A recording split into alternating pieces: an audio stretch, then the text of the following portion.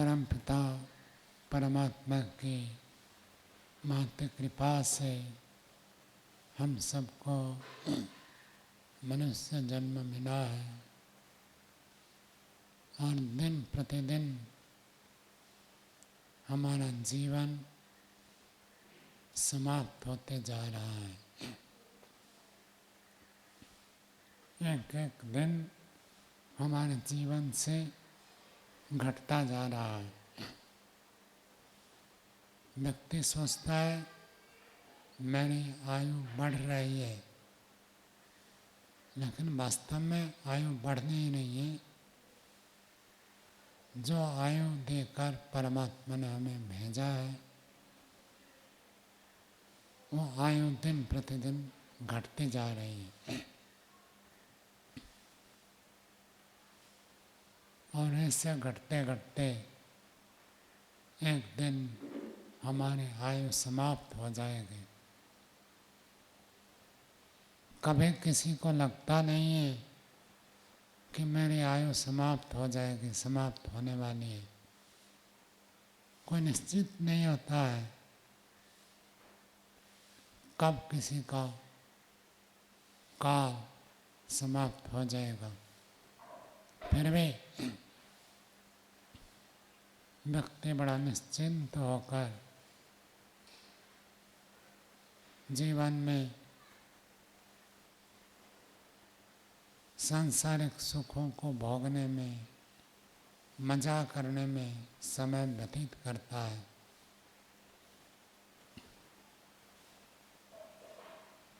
सामान्य रूप से व्यक्ति यह सोचता है कि मैं एक दिन नहीं रहूँगा, मर जाऊँगा, लेकिन विशेष रूप से कभी विचार नहीं करता है कि मेरा जीवन समाप्त हो रहा है, समाप्त होने वाला है।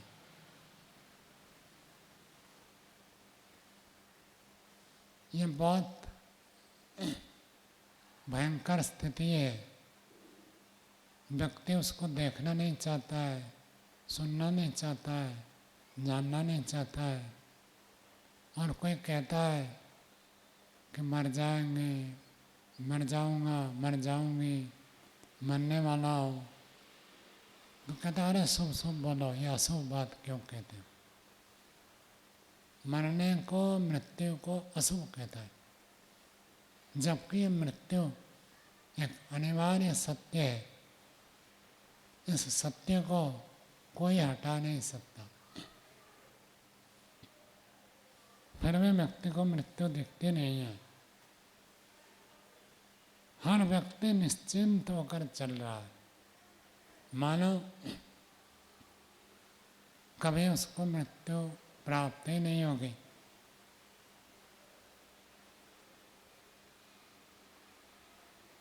संसार में जैसे जीवन जी रहा वैसे जीवन जीता रहेगा, ऐसे अनुभव करता है। जैसे इष्ट मित्र परिवार बंधु बांधव दोस्त सब है, ये ऐसे ही रहेंगे, ये एक मन में बैठा रहता है। अचानक किसकी मृत्यु हो जाए तो सोच रहे थे तो अस्वाभाविक हो गया, होना नहीं था, हो गया। और उपाय करते तो इस मृत्यु से बच सकते थे। आजकल तो अकाल मृत्यु बहुत हो रहे हैं और अधिकांश मृत्यु लगभग अकाल मृत्यु है। कोई कोई व्यक्ति 90-95 साल तक जीवन जीता है, शरीर पूरा जीर्ण शीर्ण वृद्ध होने के बाद त्याग करता है। ऐसे कोई कोई होता है। सामान्य रूप से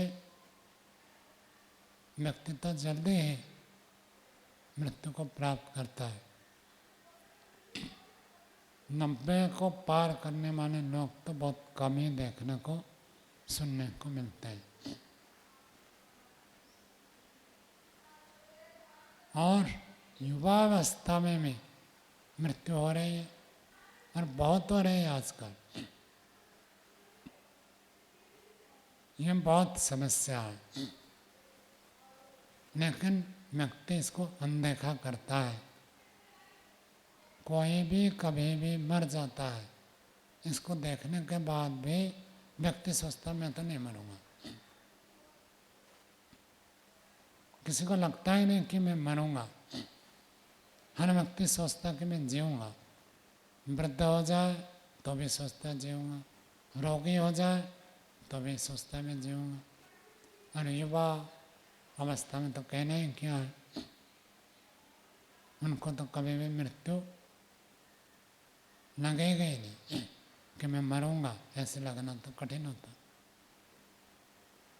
कभी बहुत दिनों के बाद मृत्यु आएगी, ऐसे व्यक्ति सोच कर चलता। बहुत लंबे काल के बाद कभी मृत्यु आएगी। लेकिन शास्त्र कहता है कि एक एक दिन मृत्यु नजदीक हो रहा। मोटी भाषा में कहते एक एक दिन हम मर रहे हैं। मर रहे मतलब हमारा जीवन क्षय हो रहा। उसके प्रति व्यक्ति का कोई ध्यान नहीं है, उसको अवहेलना करता है। यक्ष युधिष्ठिर संवाद अत्यंत प्रसिद्ध है। यक्ष जी युधिष्ठिर जी को पूछते हैं, युधिष्ठिर जी ये बताओ संसार में आश्चर्य क्या है? तो युधिष्ठिर जी उत्तर देते हैं, अहानि अहानि भूतानि गच्छन्ति यमालयम् शेषस्थावरम् इच्छन्ति किमाश्चर्यम् अतः परम्। अहानि अहानि भूतानि, एक एक दिन, प्रत्येक दिन कितने प्राणी मरते हैं, यमालय को जाते हैं रोजाना। कितने प्राणियों की मृत्यु होती है। हम जहाँ रहते हैं उस नगर में, उस गांव में, उस स्थान में देखें तो कितने लोग मरते हैं। अभी राउरकेला में है, यहाँ एक प्रसिद्ध वेद व्यास तीर्थ स्थान है। वहाँ पर तो ऐसे लिखा कि व्यास जी ने इस गुफा में रहकर महाभारत की रचना की थी। वो किंवदंती के रूप में प्रचलित हो गया, सत्य तो क्या पता। इन स्थान को व्यास जी के नाम के अनुसार वेद व्यास नाम से प्रसिद्ध किया। और वहाँ एक स्मशान है, और उस स्मशान में 24 घंटे में किसी भी समय जाए तो कोई ना कोई शव जलता हुआ मिलेगा। सुबह जाए, शाम को जाए, दोपहर को जाए, रात को जाए, आधी रात को जाए, कोई ना कोई शव जलता हुआ मिलेगा। जैसे हरिद्वार में एक प्रसिद्ध स्मशान है, गंगा घाट के पास है। सभी लोग वहाँ शवदाह करते हैं। ऐसे राउरकेला में आसपास जितने लोगों की मृत्यु होती है सब उसी स्थान पर जाते हैं, इसलिए हर समय कोई ना कोई शव आपको मिलता है जलता हुआ। मनुष्य तो मनुष्यों के बाद, और एक नगर में ऐसे कितने नगर हैं और कितने गांव हैं, सब जगह का हिसाब करेंगे। मैं एक बार इंटरनेट में चेक कर रहा था कि मृत्यु का दर क्या है। वहाँ पर जैसे सूचना मिली मैं बता रहा हूँ, हर 1.5 सेकंड में या 2 सेकंड में एक व्यक्ति की मृत्यु होती है।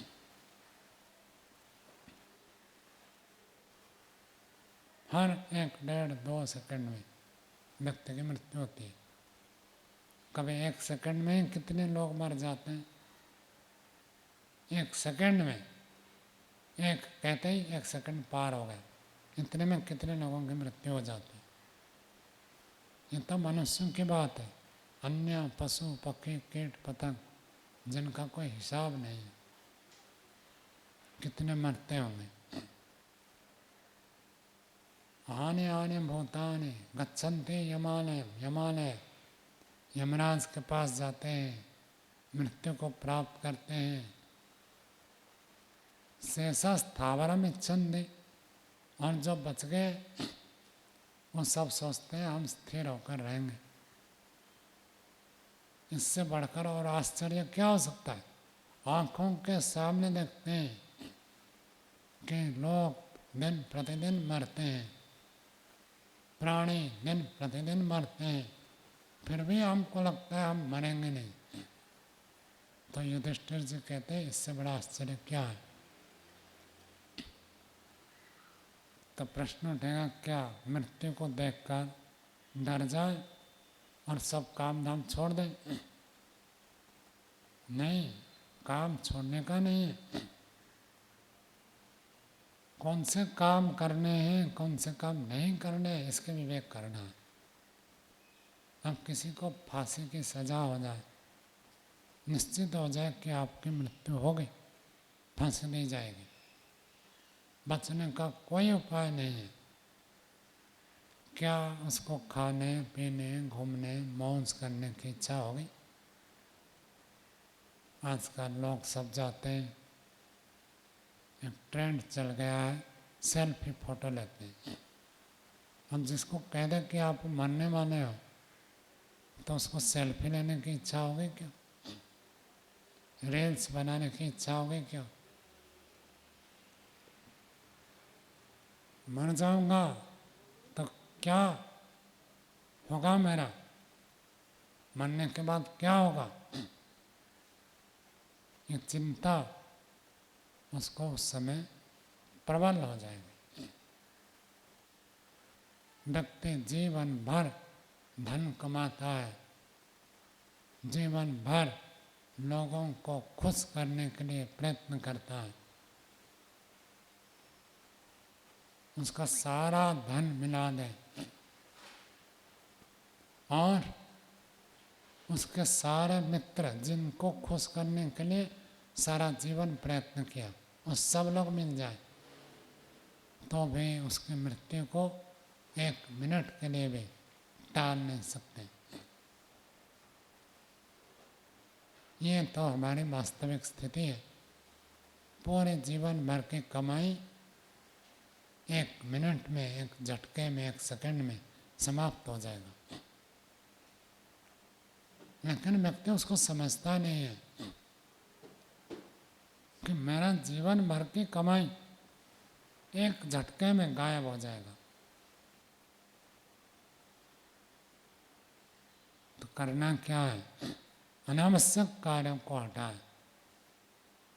संसार में मनुष्य जन्म मिला है तो खाना पीना घूमना मौज करना, इसमें जीवन को समाप्त कर देना ये बुद्धिमत्ता नहीं है। मृत्यु दिख जाए तो व्यक्ति अपने आप धार्मिक हो जाए।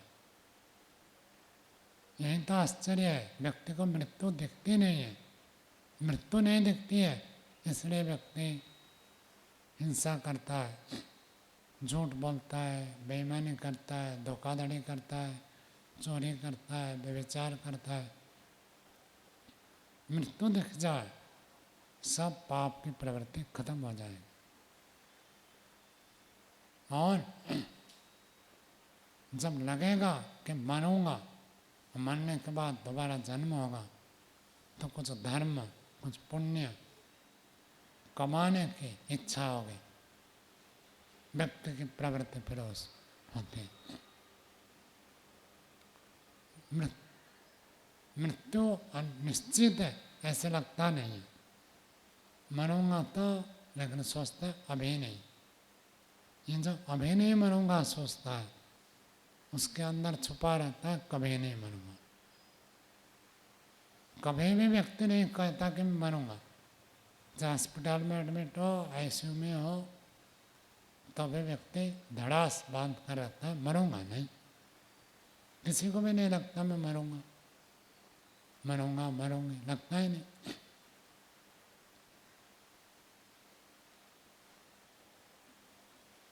तो जब व्यक्ति जीवन को जाने समझे, हर एक दिन हमारा जीवन घट रहा है, कम हो रहा, एक एक सेकेंड, एक एक क्षण हम मृत्यु के नज़दीक हो रहे। 1 मिनट पार हो गया तो हम 1 मिनट मृत्यु के नज़दीक हुए, 1 दिन पार हो गया नज़दीक हो गए। परमात्मा ने जितनी आयु देकर भेजा है वो आयु हर श्वास में हम समाप्त करते जाते हैं। एक दिन ये श्वास बंद हो जाएगा।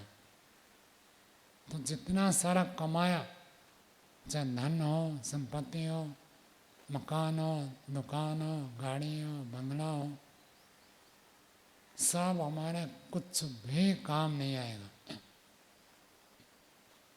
जो कुछ भी काम नहीं आएगा उसके लिए व्यक्ति दिन रात परिश्रम करता है और सारी बुद्धि उसी के लिए लगा देता है जो किसी काम में आने वाला नहीं है।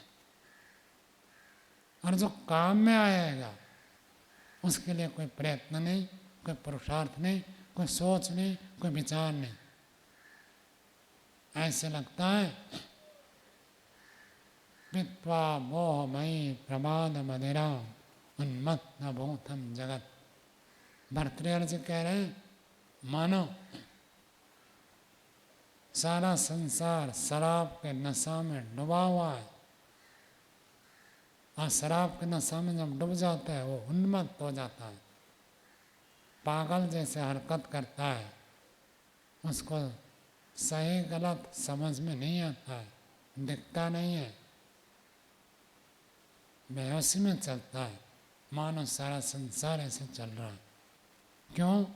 भर्तृहरि जी ऐसे कह रहे, क्योंकि जो चीज़ एक भी काम नहीं आएगा उसी के पीछे दिन रात लग रहा है, उसी के लिए झगड़ा करता है, उसी के लिए तनाव, उसी के लिए चिंता, उसी के लिए सारा समय। और जो चीज़ अपने साथ जाएगा उसके लिए कोई प्रयत्न नहीं है। किसी की भी मृत्यु हो जाती है, वो व्यक्ति तो शरीर, वो आत्मा तो शरीर को छोड़कर चली जाती है, लेकिन हम दूसरे मनुष्य जब उसको कंधा देते हैं, कंधे में जब उसको स्मशान तक ले जाते हैं, हम एक वाक्य बोलते हैं, ओम नाम सत्य है, यह शरीर अनित्य है। उस समय हमको याद आता है कि ओम नाम सत्य है, शरीरता अनित्य है, संसारता अनित्य है।